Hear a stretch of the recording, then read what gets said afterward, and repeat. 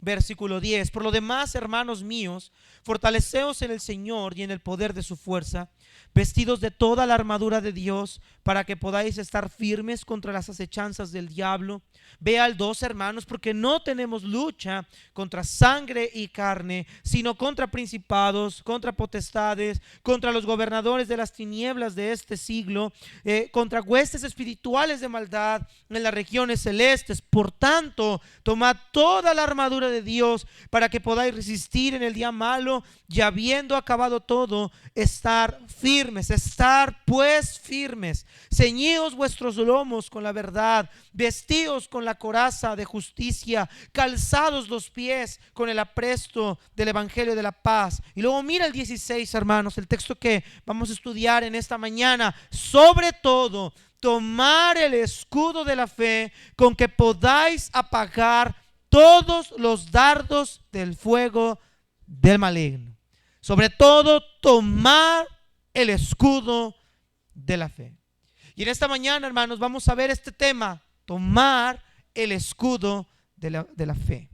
Hemos visto, hermanos, los lomos ceñidos con la verdad, lo cual veamos que era el indicativo de estar preparados, alertas para enfrentar esta batalla, pero no preparados nada más con una preparación mental o académica, sino una preparación en el espíritu, una preparación con la verdad que tenemos en Cristo, con el evangelio de verdad. También dice el apóstol que debíamos de estar vestidos con la coraza de la justicia, la vida de santidad, la vida de rectitud, la vida de integridad ante Dios, una vida limpia que le agrade. Y el versículo 15 mirábamos que la semana pasada que debemos de calzarnos los pies con el apresto del evangelio de la paz, calzarnos con las cáligas del evangelio de la paz, que estemos hermanos en la base del evangelio, que estemos creyendo en el evangelio, que estemos cimentados en el evangelio, que cuando tengamos luchas contra el enemigo vayamos y corramos al evangelio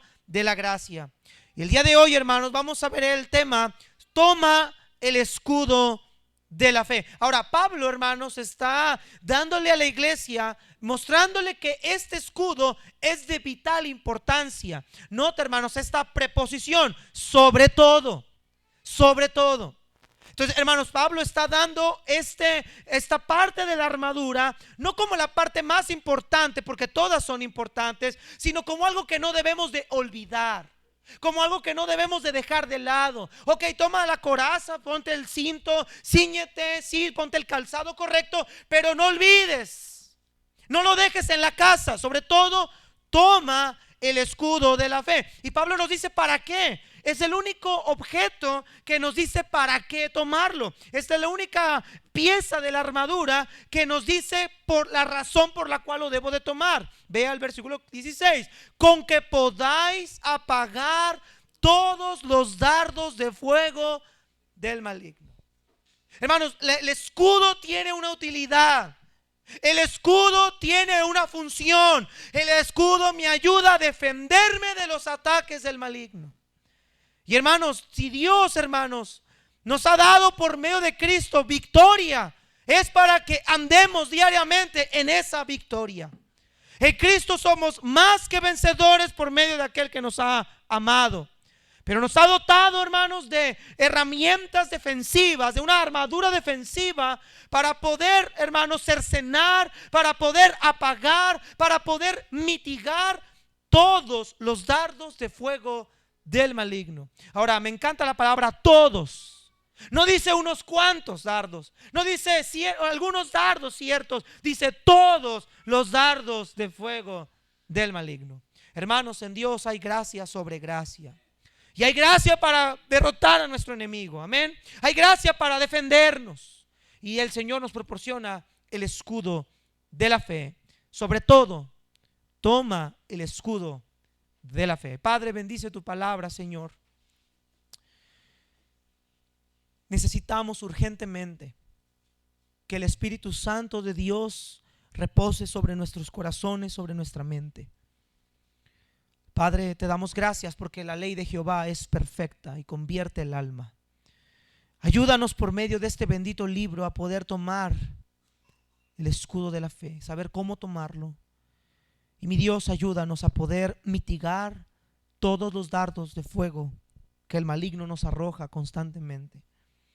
Danos gracia, dale gracia a la audiencia, que sus oídos estén prestos, su corazón esté presto, su mirada atenta, el cansancio disipado. Si hay algún pensamiento contrario a tu palabra, que sea cautivado, cautivo a tu obediencia, para que tu palabra haga el efecto que tiene que hacer en nuestros corazones. Señor, yo no soy nadie, solo necesitamos a Jesús. Él es el único que nosotros necesitamos. Yo solamente soy una voz que clama en el desierto. Y solamente soy un heraldo, solamente soy una atalaya, solamente soy un mensajero. Pero lo que importa no es el atalaya, ni el heraldo, ni el mensajero, sino el mensaje que viene de parte de Dios. Ayúdame a ser sabio, entendido, a tener claridad en mis palabras y a comprender que predico delante de Dios y de parte de Dios. Gracias por todo y en el nombre de Jesús. Amén. Amén, hermanos. Es importante notar que para poder, hermanos, ganar una batalla, el soldado romano necesitaba estar preparado siempre para una batalla. El historiador judío Flavio Josefo, durante el siglo I, él afirmó que los enfrentamientos o los entrenamientos de los legionarios eran, decía él, como batallas sin derramamiento de sangre. Decía Flavio Josefo que los entrenamientos de un soldado romano eran contiendas que eran similares a sangrientos entrenamientos, solo que la diferencia es que no había derramamiento de sangre. Los entrenamientos de un soldado romano eran duros, eran severos y eran sumamente estrictos. Flavio Josefo decía que todos los soldados se ejercitan a diario y que por eso soportaban con tanta facilidad la fatiga en medio de las batallas. Él entendía, y los soldados romanos entendían, que era una preparación no solamente de un pequeño tiempo, no era una preparación en ciertas épocas de tiempo, sino que era una preparación constante y diaria. Incluso a muchos se les enseñaba y se les preparaba desde que eran infantes. La preparación de un soldado es necesaria. Su entrenamiento se basaba en la resistencia física. Incluía ejercicios usados por los gladiadores para perfeccionar su habilidad con las armas. Y esta era la parte de los secretos de estos legionarios para presentarse siempre en condición óptima al enemigo. Los entrenaban, los alimentaban y los instruían de una manera rigurosa y severa para que aprendieran a resistir ante los embates enemigos y poder aguantar, y su cuerpo tuviera la resistencia para cuando la batalla fuera en un momento arreciada. Hermanos, este tipo de preparación es la que el cristiano necesita para enfrentar la batalla que tenemos. Porque como lo hemos mencionado por 3 semanas atrás, no es una batalla contra un hombre, no es una batalla contra una nación, no es una batalla contra un pueblo, no es una batalla contra el gobierno, es una batalla contra huestes espirituales de maldad en las regiones celestes. Es una batalla contra un ser poderoso. Es una batalla contra un ser que no tiene piedad, que no manda mensajes de paz, que no te va a perdonar cuando estés mal herido. Es una batalla contra un ser despreciable, contra el que ha dañado nuestras vidas y la vida de todos aquellos que a él le han servido. Es un ser mentiroso, es un ser que tiene muchas artimañas, que tiene muchos campos minados por medio del terreno. Es un ser despreciable, pero es más poderoso el que está en nosotros que el que está en el mundo. Pero necesitamos estar preparados en él. Necesitamos estar entrenados en él. Necesitamos estar ejercitados en él. Necesitamos día a día, noche a noche, madrugada tras madrugada, desmañanada tras desmañanada, estar entrenando para estar ejercitado. Pablo le dijo a Timoteo: ejercítate en la piedad. El ejercicio corporal para poco aprovecha, pero la piedad es útil para todo. Hermanos, Pablo le dijo a Timoteo: ten cuidado de ti mismo y de la doctrina. Y es por eso, hermanos, que necesitamos estar en constante entrenamiento con nuestro Señor para poder resistir todos los ataques del maligno. Y vemos aquí en el verso 16, para que podamos apagar todos sus dardos de fuego.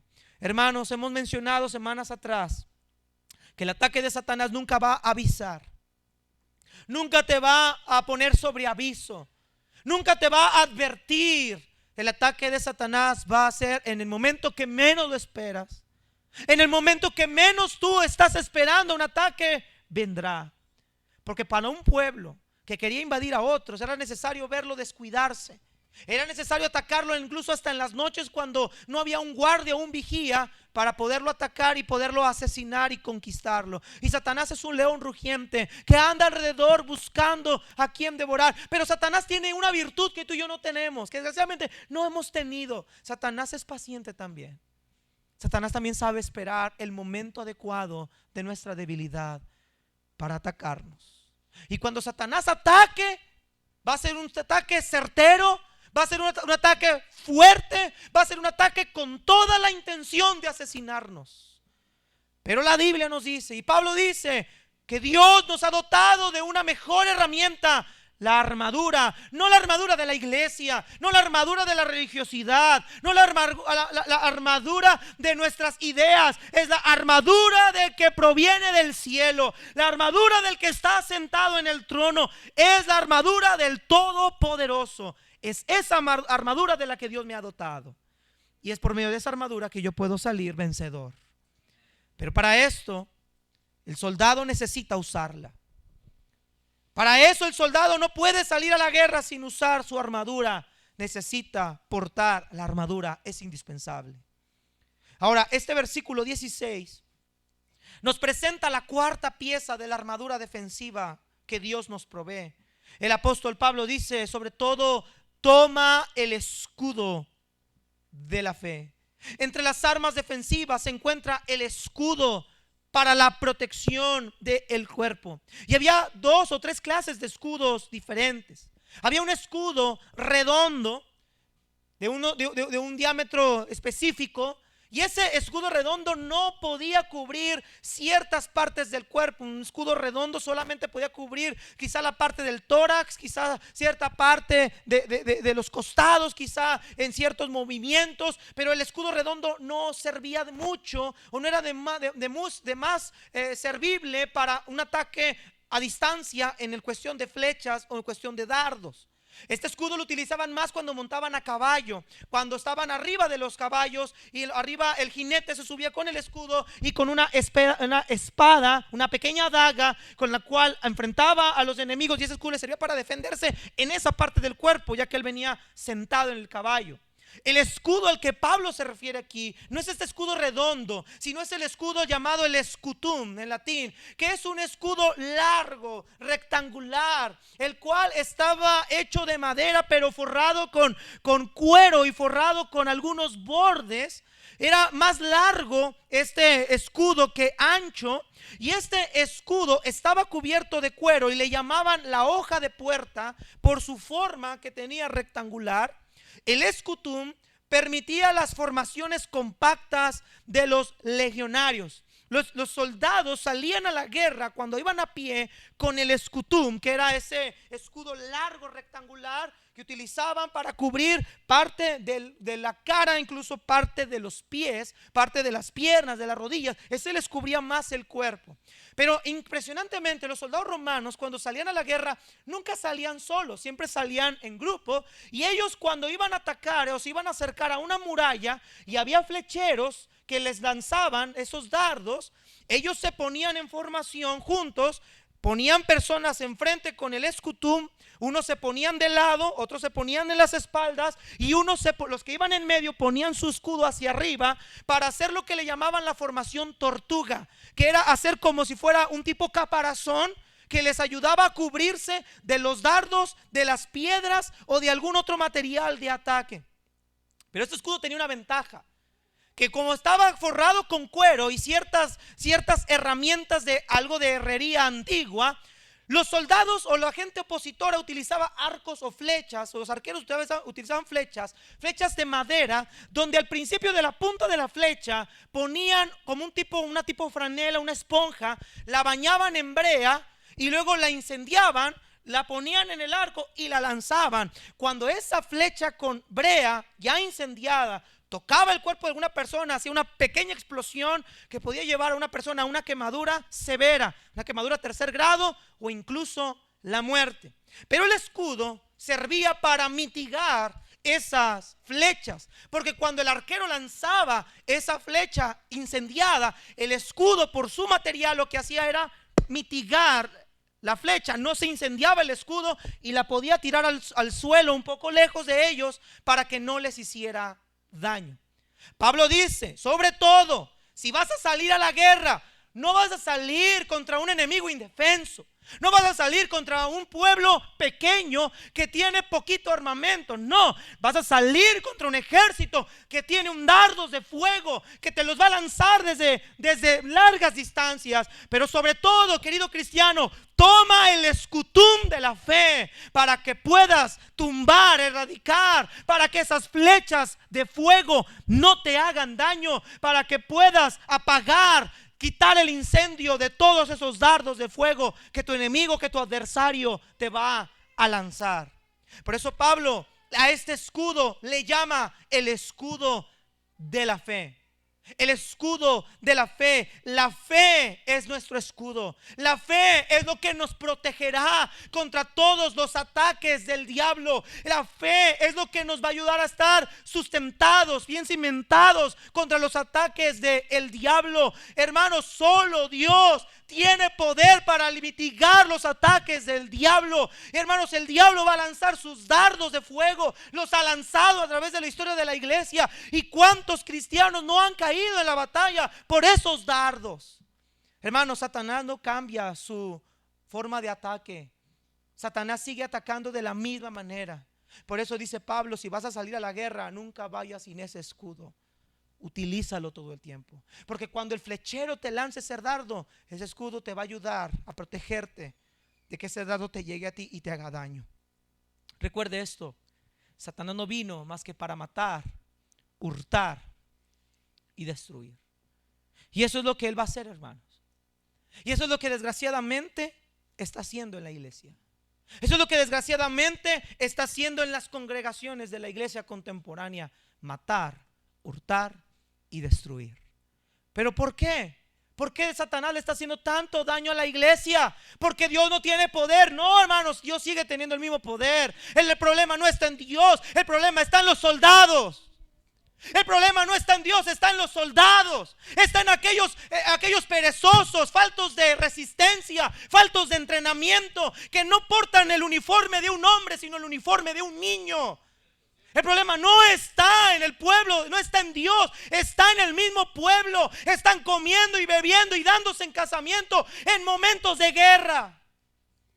No estamos aprendiendo como Urías. No, Señor, yo no puedo dormir con mi mujer porque estamos en guerra. Pero muchos se comportan como David. En vez de ir a la guerra, están en el terrado, perdiendo el tiempo. Perdiendo el tiempo. Y Satanás utilizó un dardo de fuego que lo llevó al pecado que tú y yo ya conocemos.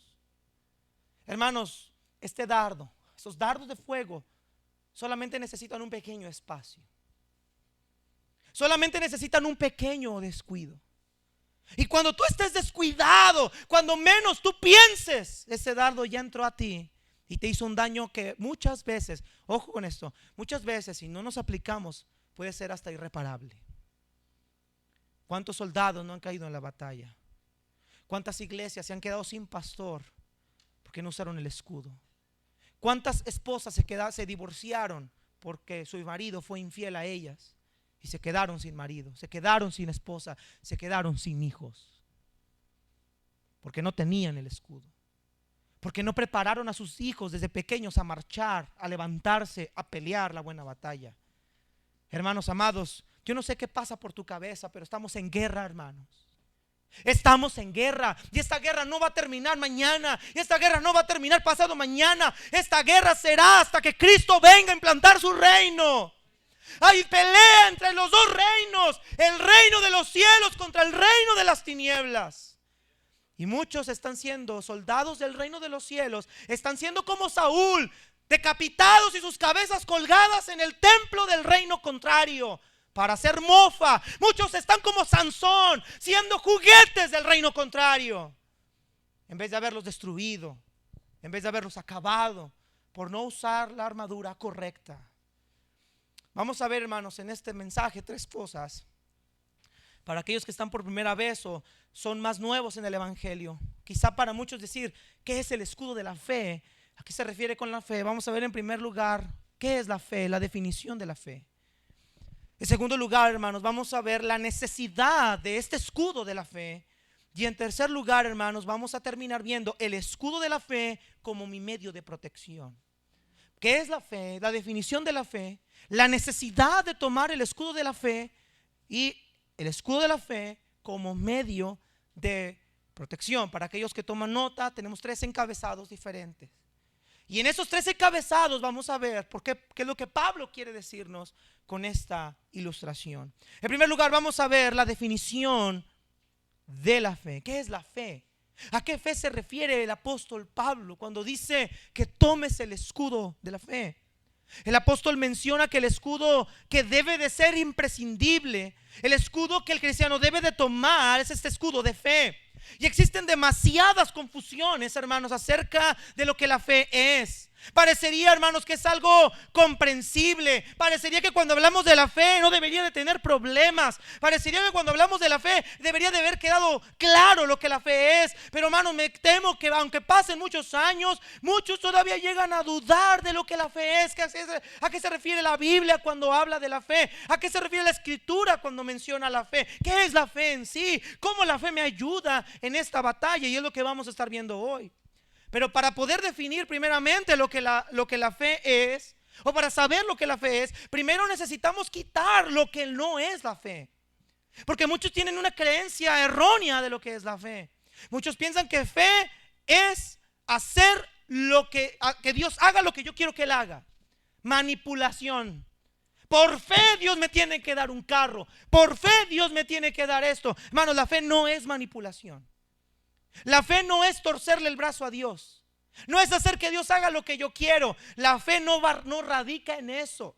La fe no radica en que Dios haga mi voluntad, sino la fe radica en yo conocer, en yo creer y confiar en lo que Él es y aceptar su voluntad aunque a mí no me parezca. Si estamos claros, eso es la fe. Primeramente, hermanos, cuando hablamos de fe, la fe no se refiere a una fe cognitiva o una fe de conocimiento. ¿Cuántas veces personas no han afirmado que tienen su fe puesta en Dios? Si ahorita saliéramos a hacer una encuesta, encontraríamos que la mayoría de las personas afirman tener fe en Dios. Pero esta fe, hermano, no es la que el apóstol Pablo menciona. La fe no es un conocimiento intelectual. El mundo asocia la fe con lo que sabe. Yo sé que Jesús vino. Yo sé que Jesús vino de María. Yo sé que fue crucificado. Sí lo sé. Sí creo en Jesús. Yo creo en Dios. Hermano, Santiago dice, atacando contra este conocimiento, esta fe intelectual, dice: los demonios también creen y tiemblan. Los demonios también saben de la existencia de Dios. Es más, le adoran, hermanos. Y no hacen nada que Dios no quiera que hagan. Pero no solamente esto, hermanos. Los demonios creen, saben de Él. ¿Y sabe qué pasa? Ellos tiemblan. A diferencia del hombre. El hombre no tiene fe porque el hombre conoce, sabe de Cristo, sabe de Dios, pero no tiembla. No hace nada para relacionarse con Dios. Él solamente sabe que Él existe. Él solamente sabe que Él es real. Pero no se humillan a Él, no se someten a Él, no confían en Él. Solo lo tienen como una religión. Solo lo tienen como un dije, como una monedita de la buena suerte. Pero el hombre no cree realmente en Dios. Eso no es fe. La fe intelectual, hermano, no es fe. No se trata de saber, no se trata de conocer, se trata de lo que voy a hacer con quién es Él. ¿Qué hago con todo lo que yo sé de Él? Hermanos, la verdadera fe no radica en conocimiento. Pablo dijo: si creyeres, no en tu cabeza, si creyeres en tu corazón que Dios le levantó de los muertos, serás salvo. No es una fe intelectual, es una fe de voluntad, es una acción. Segundo lugar, hermanos, cuando hablamos de fe no se refiere a la fe emocional. Ahora, pastor, ¿qué es una fe emocional? La fe emocional, a la cual muchos que dicen ser cristianos es la que muchos ejercen. Se le conoce también como la fe temporal, porque solo son simpatizantes de la fe. Solamente se sientan entre los que tienen fe. Pero el problema de esta clase de fe es que es engañadora. Los creyentes dicen creer en Cristo, pero ellos más bien tienen depositada su fe en la liturgia, en la religión, en lo que pueden recibir de Dios. Hermanos, este es el tipo de fe a la que Jesús se refirió en la parábola del sembrador, cuando dijo: el que fue sembrado en pedregales, este es el que oye la palabra y al momento la recibe con gozo, pero no tiene raíz en sí, sino que es de corta duración. Pues al venir la aflicción o la persecución por causa de la palabra, luego tropiezan. Estos son los que dicen creer en Cristo, pero no están bien arraigados en Él. Son los que dicen que creen en Él, pero luego se desaniman. Son los que dicen que creen en Él y asisten por un tiempo y después los vemos otra vez en la misma vida de pecado, destruidos, despedazados, deshechos. Cuando vienen las pruebas no las soportan. Todo cuando les empiezan a querer, según ellos, echar ganas, empiezan a venir las cosas mal y se terminan apartando. Esta es una fe temporal. Esto no es la fe a la que Pablo se refiere. No es una fe intelectual, no es una fe de hacer mi voluntad, ni es una fe temporal. La fe a la que Pablo se refiere es aquella fe que nos lleva a la justicia. Es la fe que no solamente dice tener la fe, es aquella fe que no solamente dice creer en alguien. Es una fe que no solamente se está cimentada cuando todo va bien. Es una fe que está cimentada en la persona de Cristo y vive, hace, sirve todo lo que el Señor le ha mandado hacer. Esa es la fe a la que Pablo se refiere. Mire lo que dice la palabra de Dios, Romanos 1:17, nada más para que usted mire la fe que nos lleva a la justicia. Esta es la fe que Pablo se refiere. Romanos capítulo 1, versículo 17. Espero que no haya aquí hermanos con fe temporales. Espero que aquí hayan soldados, no cobardes, y esa es la palabra correcta. Romanos 1, 17. Dice el verso 16, mira lo que dice Pablo: porque no me avergüenzo del evangelio, porque es poder de Dios para salvación a todo aquel que cree, al judío primeramente y también al griego, porque en el evangelio la justicia de Dios se revela. ¿Qué dice, hermanos? Por fe. ¿Y para qué, hermanos? Para fe, como está escrito: mas el justo, ¿qué, hermanos? Por la fe vivirá, dice Gálatas 3:11, y que por la ley ninguno se justifica para con Dios. Es evidente, porque el justo por la fe vivirá. Hermanos, la verdadera fe no es la de boca, no es la de intelecto, no es la de palabras, es la de acciones, la de obras, la de manifestar la justicia de Dios en su vida. Esa es la fe. Por eso Santiago dice: una fe sin obras es muerta. Hermanos, la fe no es un mero asentamiento de ciertas verdades de la Escritura. Satanás también conoce la Escritura. Judas Iscariote también estaba con Jesús y oía. Pero, hermanos, la verdadera fe no es el asentamiento en las verdades de la Biblia o en ciertas verdades. La fe, hermanos, es el asentamiento en la verdad de la palabra, que, hermanos, con una confianza plena, una entrega total y una sumisión completa hacia la persona de quien ha inspirado la palabra. Y este es Cristo. La gente que tiene verdadera fe, hermanos, es aquella que ha involucrado tanto el intelecto como la voluntad. Ha mezclado las dos. Claro que la fe se necesita el intelecto, porque la fe nos ayuda. Cuando escuchamos el evangelio, lo oímos, hermanos, va de por medio el intelecto. Pero no me quedo con el intelecto, sino que a lo que la palabra, lo que el evangelio ha provocado en mi intelecto, eso me lleva a mi voluntad. ¿Qué pasa con una persona que realmente ha creído en Cristo?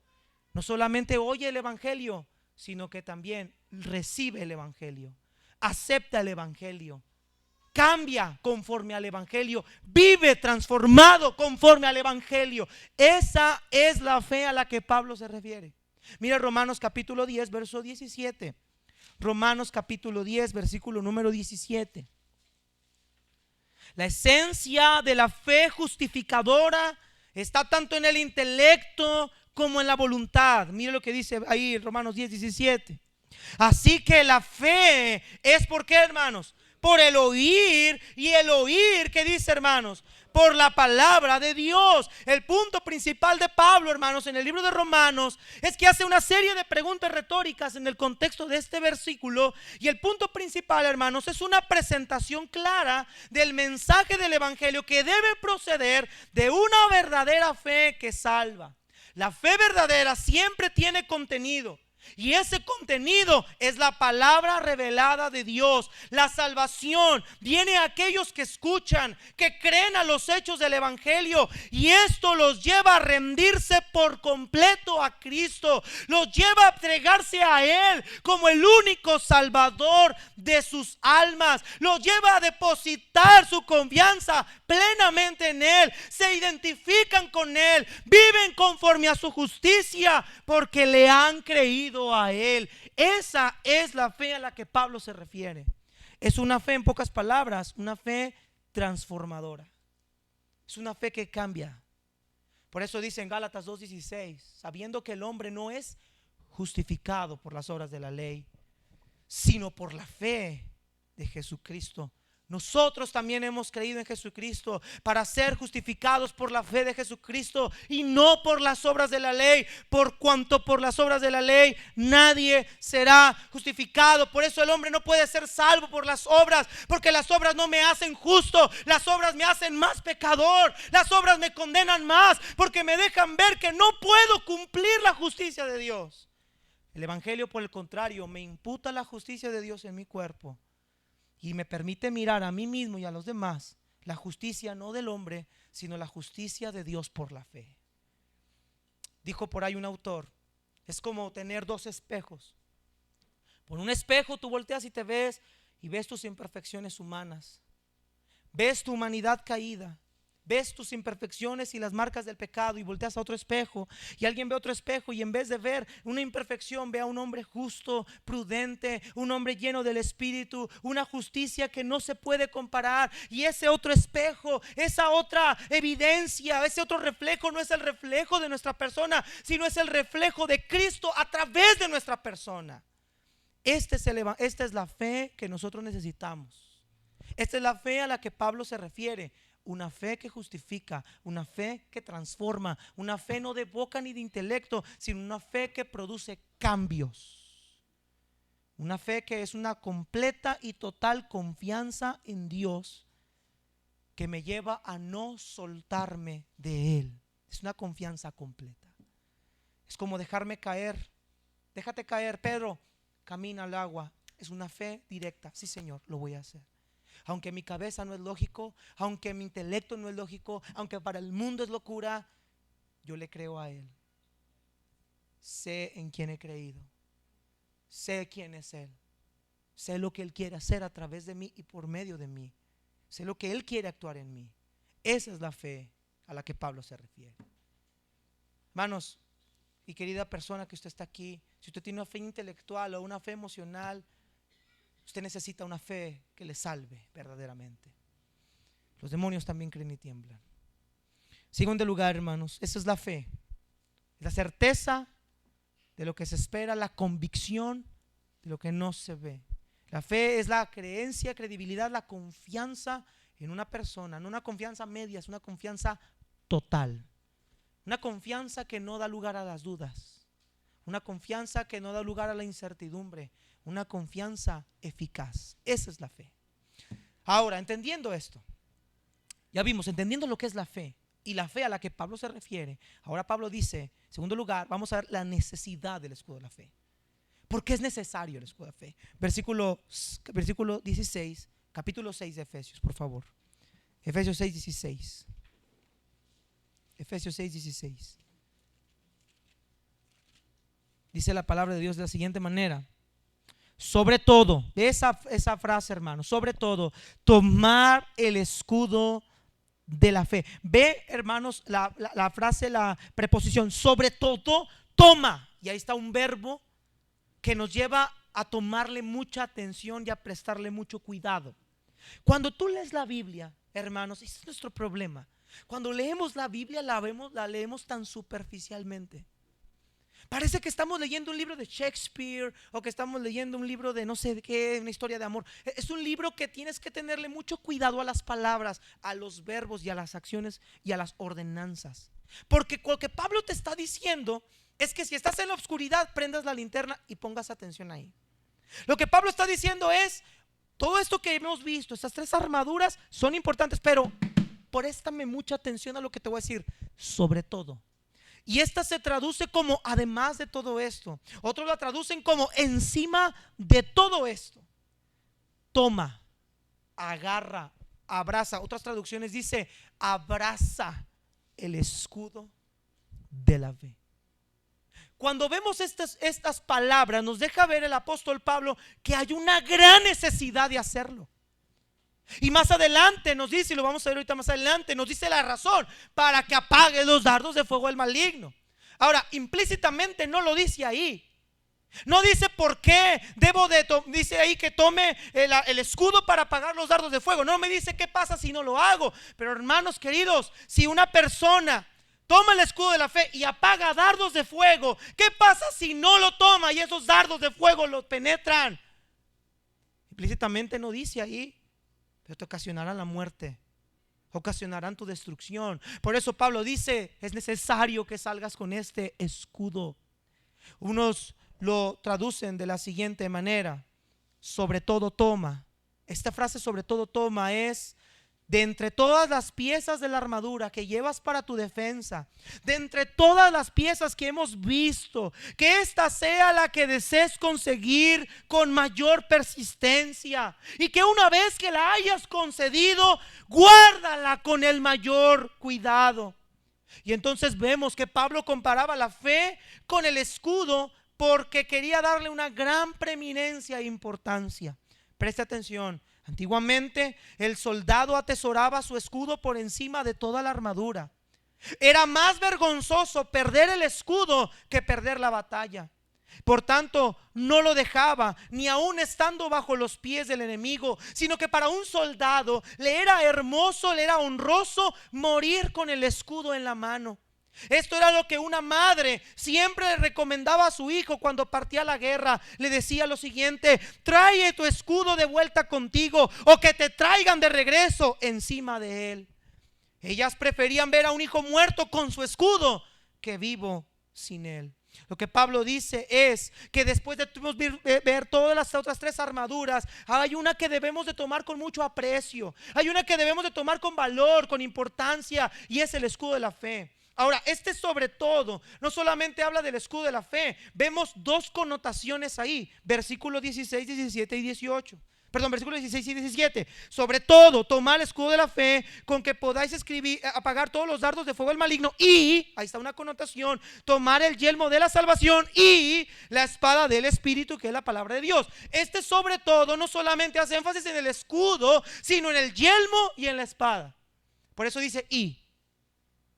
No lo olvides. Sobre todo toma el escudo como una parte importante, pero también toma el yelmo y también toma la espada. Ya tienes el cinto, ya tienes los zapatos, ya tienes la coraza. Ahora no te olvides de las demás piezas, porque también son importantes. Y entre esas piezas, lo vamos a ver en unas semanas, está la pieza de ofensiva, que es la espada. Hermanos queridos, nosotros humanamente hablando, no podemos contra Satanás. Ninguno de los que está en esta habitación puede contra Satanás. Ninguno.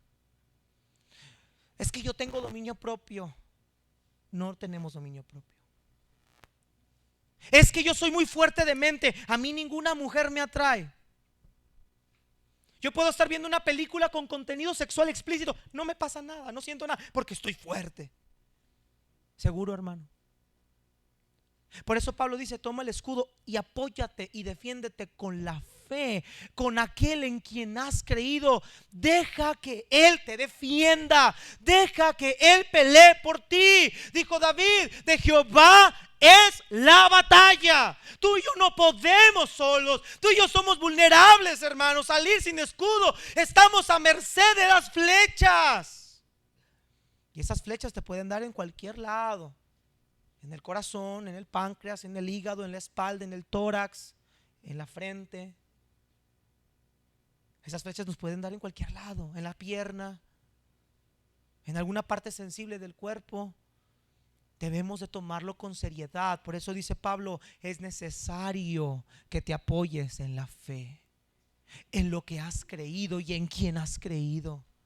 No salgas en tus propias fuerzas. No seas sabio en tu propia opinión. No te hagas el fuerte y el valiente. No te sientas como un orgulloso y soberbio que puedes tú solo sin la ayuda de Dios y de nadie. Tú no puedes solo, necesitas el escudo de la fe. Necesitas aquel en quien has creído. Necesitas restaurar tu comunión con aquel en quien has creído. Necesitas regresar a los rudimentos del evangelio. Necesitas abrir las escrituras. No puedes solo, lo necesitamos, hermanos. Toma el escudo de la fe. El escudo, hermanos, era la más grande pieza de protección, sobre todo, como ya lo hemos mencionado, Pablo mismo lo hace y nos muestra su importancia. Y te voy a poner un ejemplo. No vamos a ir ahí por tiempo, porque lo que quiero ver es lo último.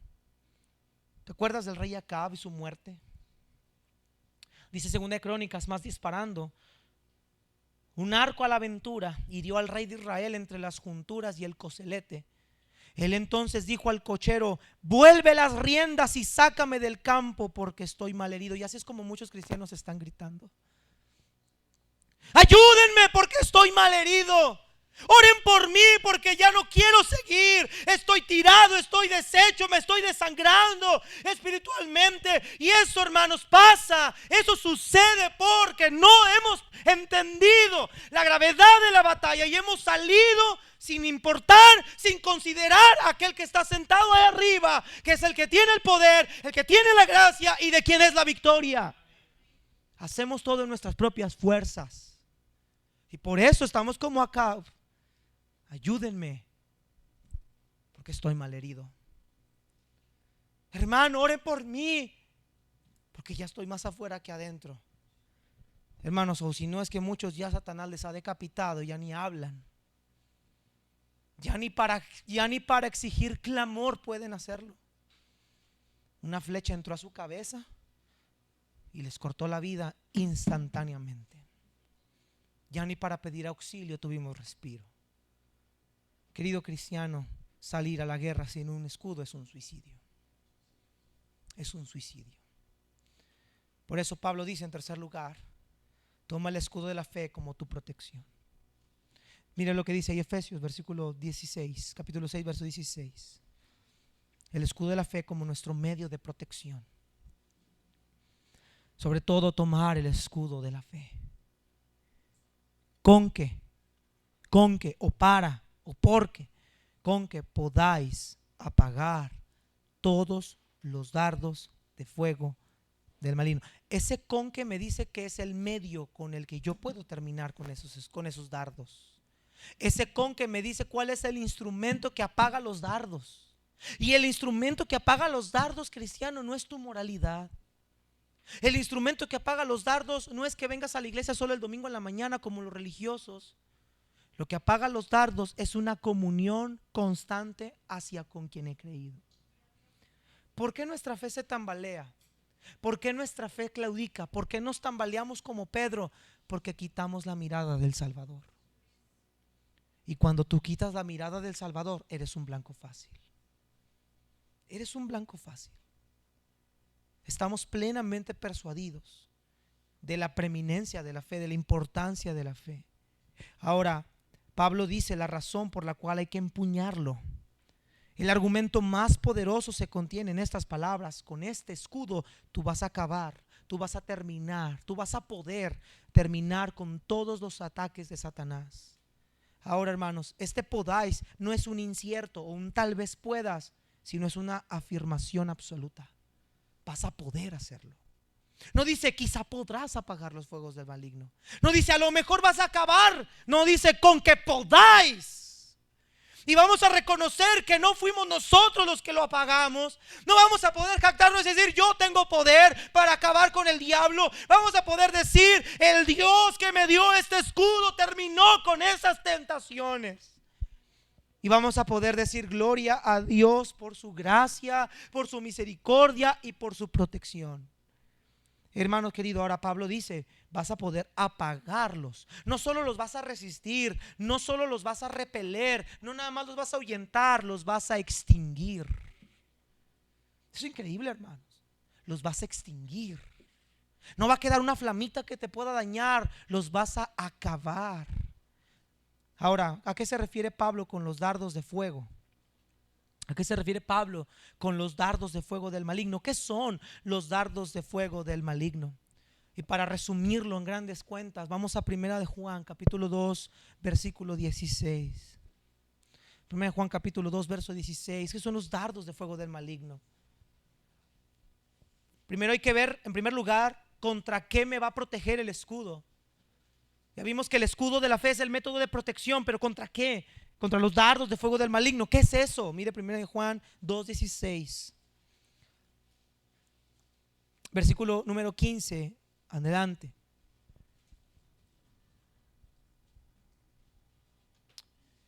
No améis al mundo ni las cosas que están en el mundo.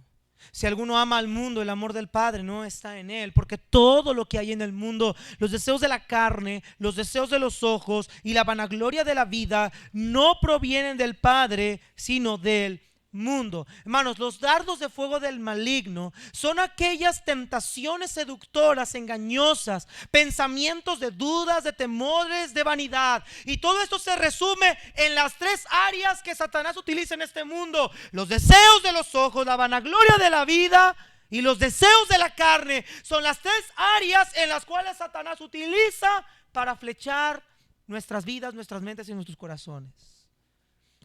Los dardos de fuego salen de esta composición del mundo: los deseos de tu carne, los deseos de tus ojos y la vanagloria de esta vida. Ahora, en este sermón no tengo tiempo de ver estas tres cosas en una manera profunda, pero hermanos, los deseos de la carne es todas aquellas concupiscencias y deseos a lo prohibido que hay en tu vida y hay en la mía. Y espero, bueno, y si te ofendes, qué bueno. Todos los que estamos sentados en esta banca somos una bola de depravados. Yo nunca haría esto. ¿De veras, hermano? ¿De veras? Tan depravada está nuestra mente que no importa si tiene sotana o no tiene sotana, carne es carne. Tan depravado estamos que no importa si usaba corbata o predicaba alguna vez en un púlpito, carne es carne. Yo me acuerdo, nunca voy a olvidar este consejo de mi consejero que tenía en San Luis. Mira, Carlitos, te voy a decir algo, me decía él: antes de que tú seas pastor, mijo, usted es carne. Antes de ser pastores, mijo, somos carne. Y Satanás no, es pastor, no, a él no le voy a danzar. No, mijo, tú eres el dardo, tú eres el blanco más fácil. Tú eres el blanco que más le va a tirar. O sea que no porque seamos pastores o algún líder religioso o hagas algo en algún lugar quiere decir que a mí no me van a llegar. No, hermano, eres el blanco número uno. Pastor, pero es que entre más ganas le quiero echar, más tentaciones de bienes. Qué bueno, eres el blanco uno. Él no le va a tirar a los muertos. ¿Ya para qué? Ya están muertos. Ya están muertos. Él quiere tirar a los que están en Cristo. Él quiere tirar a los que siguen marchando. Él quiere tirar a los que los siguen persiguiendo. Él quiere tirar a aquel que va en contra de su reino. Él no va a tirar moribundos. Él no va a ir a preocuparse por aquellos muertos y frívolos que están en la calle, que parecen mundanos, como si nunca hubieran conocido de Cristo. Él va a atacar a lo que está vivo en la iglesia, a lo que se mueve. Tú y yo somos el blanco, querido hermano. Y él va a usar estas flechas, hermanos, como ya lo hemos visto, eran hechas de cañas con estopa y combustible, que se prendían en la punta para prender fuego, y las usaban para prender estructuras de madera. La madera es flamable. Carpas para prender tiendas, campamentos o a las personas. Para eso se usaban estas flechas. Ahora, hermanos, el apóstol Pablo nos dice que tenemos que tomar el escudo con mucha importancia, porque estos dardos a los que él les llama, estos dardos o estas saetas o estas flechas, son de mucho peligro. Y son de mucho peligro por tres razones. Número uno, son veloces. son rápidas. No creas que una flecha tarda la vida en llegar al cuerpo humano, no, y más si una distancia más cerca. Es una flecha que inmediatamente siente, no vas a sentir ni apenas ni a voltear cuando el golpe ya llegó, hermanos. Es algo fuerte, rápido. David comparaba las saetas como relámpagos. Dice, envió sus saetas, los dispersó, lanzó relámpagos y los destruyó. Y así son las tentaciones del diablo, hermanos. Mira, qué tan grande y qué tan rápida no es la saeta de la tentación del diablo, que solamente bastó que David mirara a Betsabé desde un terrado, y en un momento que David no planeó, que no pensó, que no calculó, salió, bajó desenfrenadamente en su carne, desenfrenadamente excitado, porque eso fue lo que sucedió, excitado en su cuerpo, tomó a la mujer, se metió con ella, sació su deseo, y no solo eso, lo llevó todavía a asesinar al marido de ella para encubrir su pecado.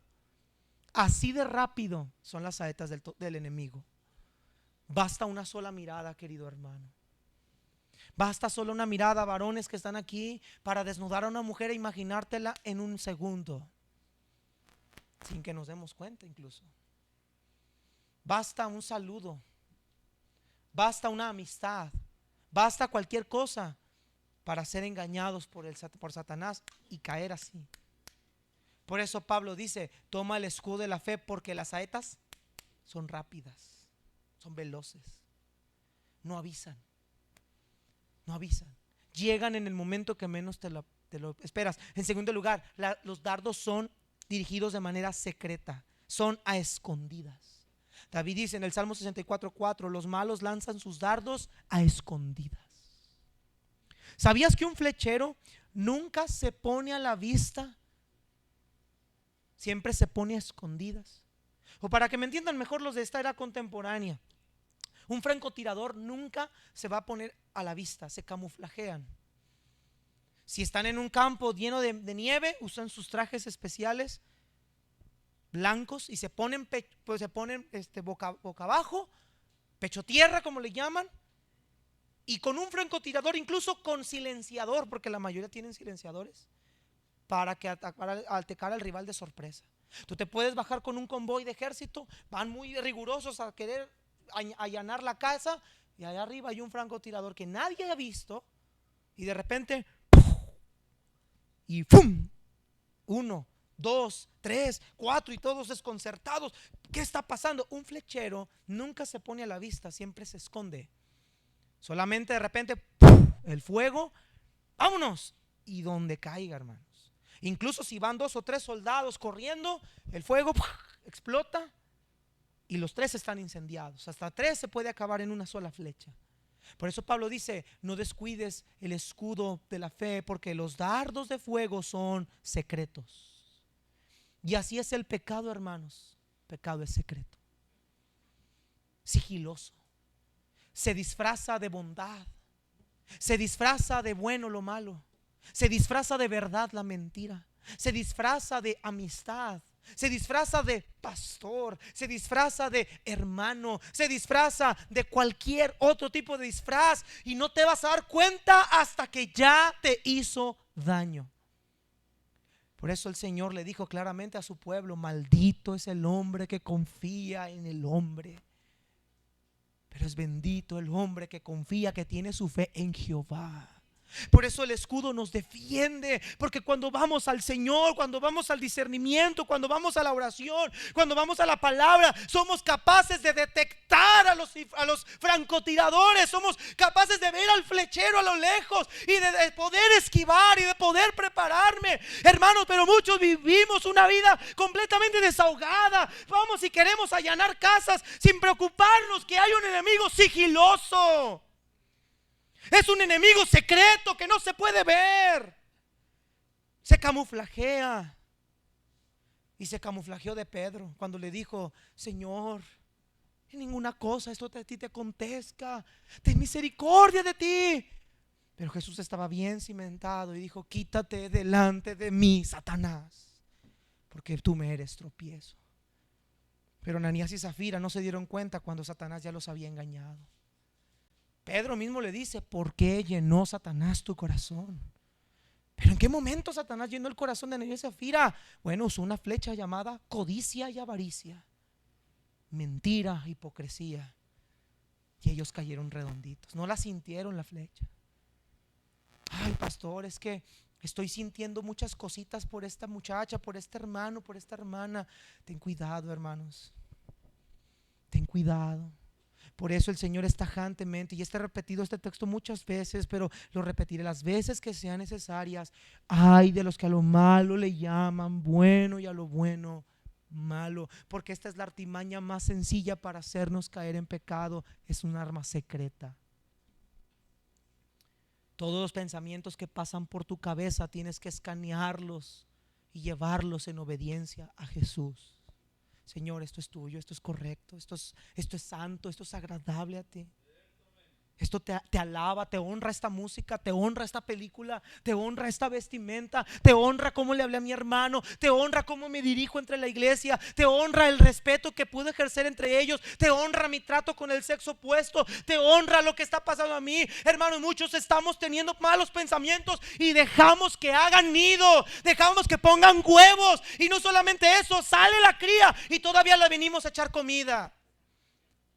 Y secretamente estamos alimentando un nido de víboras que nos van a llevar, como dice Santiago, y ese nido da a luz el pecado, y el pecado da a luz la muerte.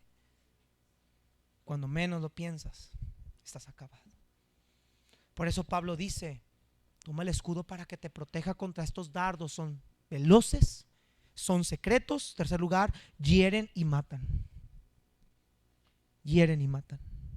La única manera, ¿sabes cuál es la única manera? Póngame atención, hermano, no se pierda, porque muchos jugamos demasiado con el pecado, jugamos demasiado con nuestra vida espiritual. Es como estarle diciendo a un sicario: ven, mira, a que no me disparas. Así estamos jugando. Estamos jugando con un ser tan peligroso, diciéndole: a que no me tumbas. Hermanos, Él no te va a perdonar, Él te va a tumbar. Y estos dardos van a herirte, te van a matar. Más, a Satanás no le gusta matar rápido. A él le gusta matar lenta y minuciosamente. Le gusta saborear tu fracaso. Le gusta, y voy a usar un ejemplo, un respeto para el joven. Ven, Martincito, tú, que te tengo más confianza. Y mi hijo: sí, hijo, es que te tengo más confianza. Hermana Eli, perdóneme, hermana, es que es el que le tengo más confianza. Pues le tengo confianza a todos, no, pero pues con él crecí desde que éramos jovencillos, ¿no? Tírate al suelo, pero ya. ¿Sabe qué es lo que a Satanás le gusta hacer? Mire, el Imperio Romano ponga atención, hermanos, ponga atención, olvídese de la hora, va a comer de todas maneras. Ponga atención. El Imperio Romano no era caracterizado por ser un imperio que le gustaba aniquilar a la gente rápido. No, a ellos les gustaba masacrar a la gente. A ellos les encantaba torturar a la gente, llevarlos a blasfemar contra sus propios dioses. Eso quisieron hacer con los cristianos, llevarlos al punto de blasfemar a Cristo. Los llevan al punto de que rebelen el pueblo opresor o algún traidor, y los torturan para eso. Los hacen hablar. A Satanás le gusta hacer lo mismo. Satanás no llega y mata luego al cristiano, no, lo tortura lenta y minuciosamente. Le da una flecha en un punto donde ya no se pueda mover tan fácil, para ponerlo a exhibir públicamente ante todos, y luego después acabarlo con la culpa lentamente. Entonces a Satanás le encanta ver a un herido y no le tiene piedad. Satanás le encanta andar alardeando por la calle diciendo: miren lo que me encontré, miren lo que acabo de agarrar, miren, él decía que él era un cristiano, miren a este pobre infeliz y desgraciado que dijo que creía en Jesús, mírenlo, miren lo que le pasa a aquel que dice que ha creído en Cristo, mírenlo, miren su cara, miren cómo ha terminado, mira lo miserable que eres, mira lo mal que te ves, lo ridículo que te veías predicando, mírate quién eres y ahí quédate, eres de los míos, eres un inservible, eres un inútil, ahí quédate. Él es el acusador de nuestras almas. ¿Tú crees que Dios nos dejó la historia de Sansón nada más para ver: ay, mira, lo raparon, le sacaron los ojos y se divirtieron? Pobre Sansón.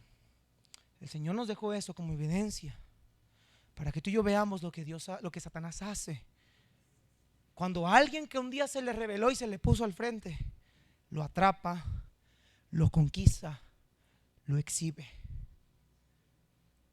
Para blasfemar el nombre de Dios. Gracias, Martín. Gracias, mi hijo. Dios te bendiga. A él le encanta exhibir sus trofeos, hermano. A él le encanta mostrar el closet de todas sus cabezas. A él le encanta. Mire, muchos de ustedes están, pobre Martín, ¿va? Pobretéate a ti mismo cuando él te atrape. Pobretéate a ti mismo cuando él te haga caer. Por eso ponte el escudo de la fe. Porque ese ejemplo que nos dio gracia no va a nos dar gracia cuando Satanás nos destruya lentamente a través de nuestra mente y nuestro corazón, y públicamente nos destruya. Hermanos, ¿con quién crees tú que estás jugando?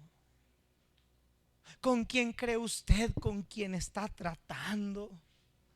Usted no está tratando con Augusto César. Usted no está tratando con Andrés Manuel. Usted está tratando con aquel que ha lanzado a millones y millones de personas al infierno, porque Eva y Adán no se percataron de sus flechas. Y hasta ahorita hay consecuencias de esas flechas. Los dardos hieren, matan. Cuando yo peco contra Dios, hermanos, dardo tras dardo, tras dardo, tras dardo, que nos llevan a un punto hasta la depresión de decir, ¿para qué seguir? Si no puedo cambiar, si no puedo esto. Satanás está a dardo y dardo y dardo. Y mira, esas personas que dicen, pastor, aquí está el ministerio, yo no puedo con él porque no soy digno. Esas personas no creas que van a arrepentirse y a cambiar y luego a regresar. Se van a destruir más en el mundo, porque es lo que terminan haciendo. Entregan todo porque piensan que no son dignos. Mira, hermano, ninguno es digno para empezar.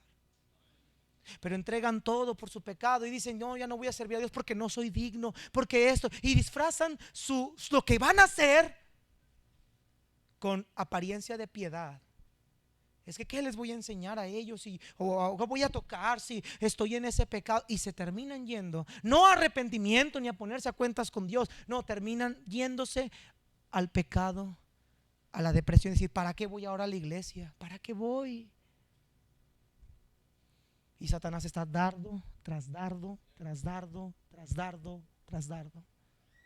Y ya no te está dejando herido, querido hermano. Te está dejando semi muerto, ya moribundo. Ya no te puedas levantar y ahí te vas a quedar. Pero ¿sabe qué, hermano? Los dardos de Satanás fueron tan astutos que se disfrazó de una mujer llamada Dalila. Y le dijo a este hombre, ¿me amas? Satanás se disfraza de mujeres, hermanos. ¿Sí está aquí? Satanás se disfraza de mujer. No en el sentido literal. Toma a una mujer como tomó a Judas. A lo que vas a hacer, hazlo pronto ya. Hazlo. Jesús ya sabía, pero tú y yo no sabemos. Por eso tomamos el escudo de la fe. Señor, yo confío en ti, tú sabes. Y el Señor por medio de su palabra dice, hey, cuidado, alerta, alerta. Algo anda mal aquí. Mijo, algo anda mal con esa muchacha. Mijo, algo anda mal con ese muchacho. Mira, hermano, algo anda mal en ese asunto. Nah, pues que va a saber él, no sabe nada. Y esa es nuestra actitud. Pensamos que nadie nos debe de decir nada. Todos lo sabemos. Y fracaso tras fracaso tras fracaso, derrota tras derrota tras derrota. Hermanos, así quieres terminar tú. Así quieres terminar tú, exhibido como Saúl. Qué triste, tuvieron que ir a invadir y descolgar los pobres cuerpos de él y de sus hijos del templo de los filisteos. Hermanos, mira, te soy honesto y Dios conoce mi corazón. Cuando yo leo la historia de Sansón y veo lo que le hacían y veo que lo maldecían por sus dioses y que adoraron a su Dios, como atribuyéndole a su Dios la victoria de Sansón, hermano, me hierve la sangre. Pero me hierve la sangre de ver que hay muchos Sansones sentados en las iglesias que están pasando por lo mismo y no hacen nada. Y no estamos haciendo nada. Termino con esto. ¿Cómo usar el escudo de la fe para defenderme? ¿Cómo tener victoria? 1 Juan 5:4. Téngame paciencia, hermanos, por favor. Téngame un poquito de paciencia. 1 Juan 5:4. 1 Juan 5:4. Amén, hermanos. Córrale, hermanos, córrale. ¿Cómo poder usar este escudo de manera correcta? ¿Cómo me puedo defender con él? Pero Juan 5:4 dice: porque todo lo que es nacido de Dios vence al mundo. Y esta es la victoria que ha vencido al mundo. ¿Qué dice, hermanos? Para empezar, ya tenemos la victoria, cristiano. Ya la tenemos. Hemos creído en el correcto. Hemos confiado en el correcto. Nos ha salvado el Todopoderoso. Para empezar, ya tenemos la fuente de la victoria. Tenemos al soldado mayor. Tenemos al general. Tenemos al armamento de primera. Tenemos al Señor. Ya está la victoria desde ahí. Es como tener un equipo malo de fútbol. Ya tengo al mejor futbolista del mundo para ayudarme. Bueno, yo no tengo un futbolista, no tengo un soldado simple, tengo al dueño de la batalla. Que desde que lo ven los ejércitos de las huestes satánicas, tiemblan al verlo. No tiemblan ante ti, querido. No tiemblan ante ti, de ti se ríen, de mí se ríen. Tiemblan cuando él se pone detrás de su ejército. Y entonces dicen, aquí no está bien. Me encanta textos como cuando iban a atacar a Israel y dicen: no vayas contra los Israel, porque Jehová está peleando con ellos. Ya tenemos la victoria desde ahí. Nuestra fe vence al mundo. Pero hermanos, de nada me sirve, ponga atención, de nada me sirve saber que la fe vence al mundo si no hago nada. Entonces, ¿cómo este escudo de la fe me ayuda con esta batalla? En primer lugar, hermanos, la fe me ayuda a poder discernir entre lo correcto y entre lo incorrecto. Mire Hebreos 5:14, por favor. Vea lo que el autor de Hebreos le dice a ellos en Hebreos capítulo 5, verso 14.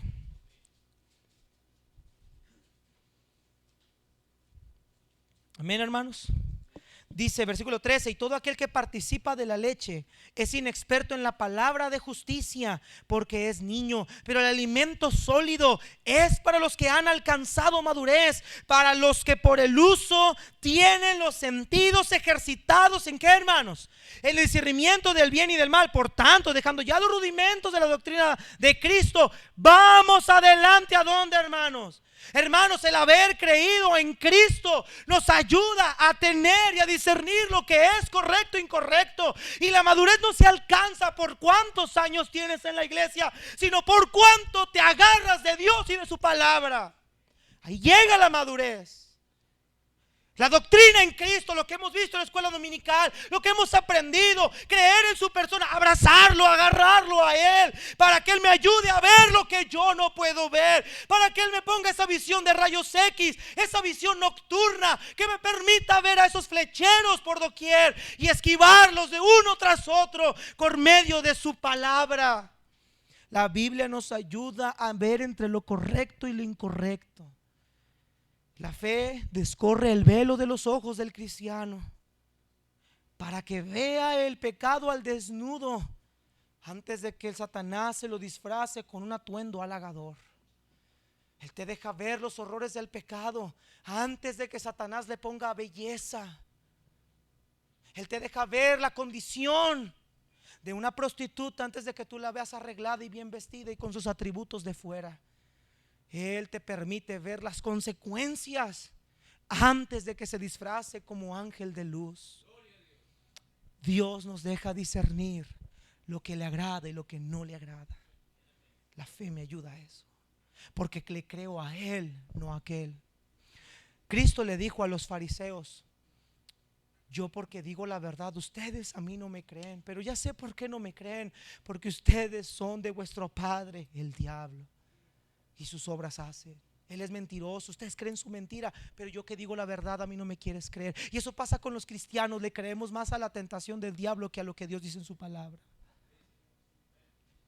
Hermano, no vayas por ahí. Es que me lo prometieron, es que me dijeron. Y le creemos más a las promesas del patrón, más a las promesas de la tentación, más a las promesas de esa mujer que no te conviene, de ese hombre que no te conviene, que a lo que Dios ha revelado en su palabra. Y le decimos a Dios: a ti no te creo, yo le creo a Él. Bueno, créele tú a Él. Y cuando estés en medio del pecado, que te quites la venda, vas a ver los horrores de lo que acabas de hacer. Es como una persona que está bajo el afecto de la droga Cuando reacciona y vuelve en sí, ve toda la sangre, todo lo que hizo. Y ¿qué hice? Me deformé. Sí, te deformaste. Fuiste seducido en tu mente, fuiste seducido en tu voluntad. Hiciste lo incorrecto. Va a pasarle a muchos como Jacob. Yo quiero a Raquel. Y en la noche se metió una mujer y cuando abre los ojos era Lea, no era Raquel. Y así están muchos aquí. Abren los ojos para ver la experiencia. Esta no era la bendición que tú me prometiste. Esto no fue lo que tú me dijiste que iba a pasar. Y Satanás dice: ja, ja, ja, no era lo que yo te dije que iba a pasar porque te mentí. Soy mentiroso y padre de mentira. Pero sabemos esto. Sabemos que Satanás es mentiroso y lo sabemos, nos lo memorizamos. ¿Y qué estamos haciendo? Llegamos a debatir con Dios, a altercar con Dios. Empezamos a querer a Dios como Balaam. Déjame ir, no vayas. Él quiere que maldigas. Déjame ir, déjame ir, déjame ir. Y así hay muchos cristianos como Balaam. Déjame ir. Ándale. Si voy a aguantar, ándale. Dame permiso para pecar. Y luego vienes y, hermano, los horrores del pecado. Ay, pastor, Dios es bueno. Dios me bendice aunque no vaya a la iglesia. Dios me bendice aunque tenga una mujer que no es mi esposa. Dios me bendice aunque vea pornografía porque es cultural. Dios me bendice y dan argumentos como ese. Y dice: mire cómo Dios me ha bendecido. Su Biblia no dice mire. Y yo siempre les contesto lo mismo: sí, hermana, pero Satanás también sabe dar los lujos de este mundo. Él da lujos de este mundo. Cristo no da lujos de este mundo. Cristo da una vida espiritual llena de paz en el interior. Esa es la diferencia entre Dios y el mundo.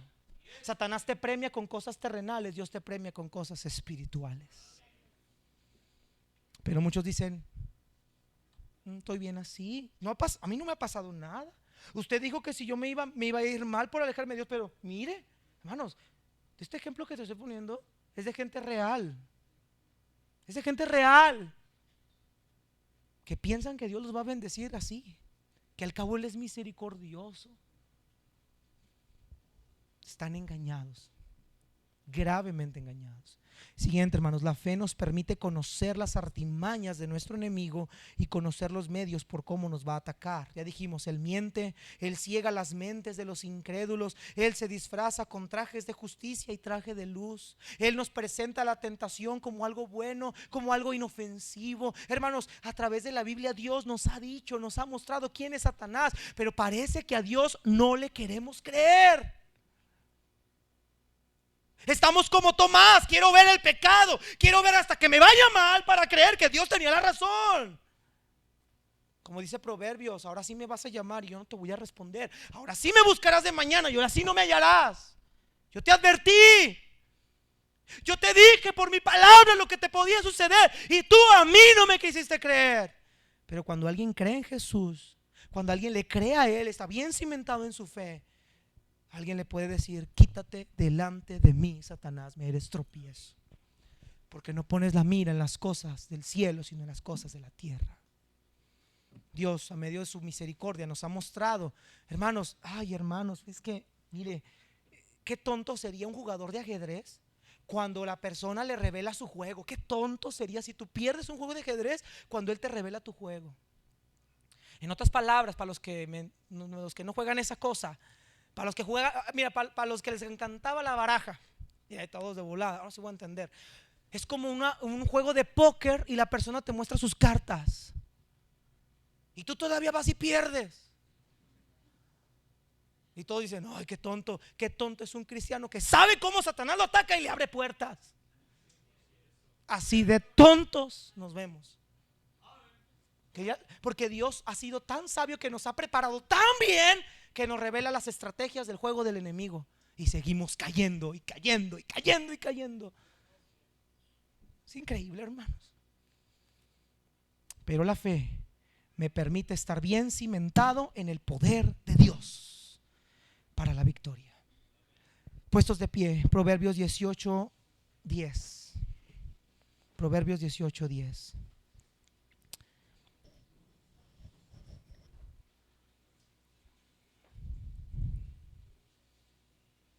Vamos a ver dos textos ya así de pie, hermanos. Proverbios 18:10. Gracias por su atención a todos ustedes. Pero hermanos, es importante ver esta serie de mensajes. Y iba a meter el escudo y el yelmo, pero como nos hemos dado cuenta, voy a tener creo que uno por semana, hermanos. Es muy difícil en dos tratar de que nos quede más claro. Pero mire lo que dice Proverbios 18:10, favor. Agarra este versículo, hazlo tuyo, tómalo con fe. Torre fuerte es el nombre de Jehová. A él correrá el justo y será levantado. Hay poder en Cristo. Hay poder en ese escudo. Hay protección, pero tienes que creerle a Él. No te dejes engañar, cree a Él. Pablo le dijo a Timoteo: desde la niñez has sabido las sagradas escrituras, las cuales te pueden hacer sabio. Ellas te ayudan a ver más allá de lo que tú no ves. Mire mi pasaje favorito, 1 Juan 5:4, pasaje favorito. En Cristo hay poder de Dios para vencer todos los dardos de fuego del maligno. Primera de Juan, capítulo 5, versículo 4. Ponga atención a estas palabras para que usted subraye algunas palabras. Perdón, es Hebreos 2:14. Disculpe, hermanos, Hebreos 2:14. Ponga atención a estas palabras que le voy a indicar. Subráyelas, póngale marcatexto, apréndase como usted quiera, pero note por qué en Cristo hay victoria. Hebreos 2, verso 14 al 18. Así que por cuanto los hijos participaron de carne y sangre, está hablando de Jesús, Él también participó de lo mismo. Ve esa frase: para destruir, subráyala, por medio de la muerte al que tenía el imperio de la muerte, esto es al diablo, subraya, y librar a todos los que por el temor de la muerte estaban durante la vida sujetos a servidumbre. 16, subraya, porque ciertamente no socorrió a los ángeles, sino socorrió a la descendencia de Abraham, por lo cual debía ser en todo semejante a sus hermanos. Nota esto: para venir a ser misericordioso y fiel sumo sacerdote en lo que a Dios se refiere, subraya, para expiar los pecados del pueblo. Y mira el 18: pues en cuanto él mismo padeció siendo tentado, subraya, es poderoso, repite, es poderoso para socorrer a los que son tentados. ¿Quieres tener victoria? Dijo el Señor: cree en mí y tendrás vida eterna. Cree en mí y aunque estés muerto, vivirás. Dios es nuestro amparo y fortaleza, nuestro pronto auxilio en las tribulaciones. Jehová, roca mía y castillo mío, mi libertador. Dios mío, fortaleza mía, en Él confiaré. Mi escudo y la fortaleza de mi salvación, mi alto refugio. Dios mío, en ti confío. No sea yo avergonzado, no se alegren de mí mis enemigos. En el día en el que temo, yo en ti confío. Tú guardarás en completa paz aquel cuyo pensamiento en ti persevera, porque en ti ha confiado. En Él hay victoria, en Él hay poder, en Él hay gracia, y Él socorre a los que son tentados. Padre, gracias por tu palabra, Señor. Gracias.